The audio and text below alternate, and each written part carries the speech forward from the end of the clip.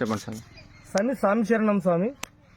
మేము రుద్రకోడూరు అనే ఇక్కడ ఆత్మకూరు పక్కన రుద్రకోడూరు అనే టెంపుల్కి వచ్చినాం స్వామి. మేము వస్తూ ఉండగా మాకు దారి మధ్యలో ఈ ఫారెస్ట్ వారు ఇక్కడ ఆపేసి ఒక టికెట్ తీసుకోవాలా, 300 రూపాయలు టికెట్ అని అడిగినారు స్వామి. మేము ఎందుకు అని అడిగినాము. అది మీకు మేము టికెట్ బిల్లు ఇస్తామన్నారు. కాకపోతే ఎందుకు ఇస్తారనేది దీనిలో అనేది మాకు కనపరచాలా.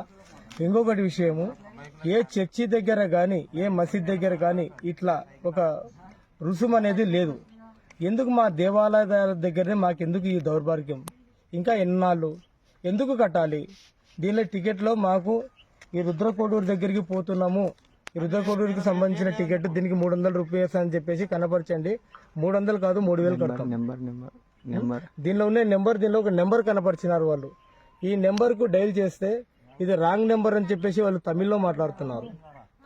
ఇది ఎందుకు కట్టాలి? దయచేసి హిందూ సంఘాలకు నేను కోరుకునేది ఏమంటే, ఎందుకు కట్టాలి? ఇప్పుడు అక్కడ వాళ్ళు బోర్డు వేసినారు, అడవిలోకి ప్లాస్టిక్ బాటిళ్లు కానీ మద్యం కానీ ఇంకా ఏదన్నా కానీ తీసుకుపోతే అపరాధ రుసుం 500 అని బోర్డు వేసినారు.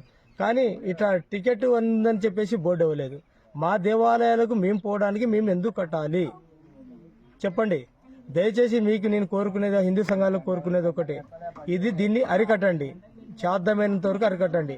ఇంకా చాలా మందికి సేవ్ చేయండి. ఎందుకు ఇట్లా ఆపేయండి? ఒక్కసారి కళ్ళు తెరచండి, ఆగిపోతుంది. మీరు కళ్ళు తెరిస్తే ఆగిపోతుంది. ఒక్కసారి కళ్ళు తెరచండి. ఓం నమః శివాయ.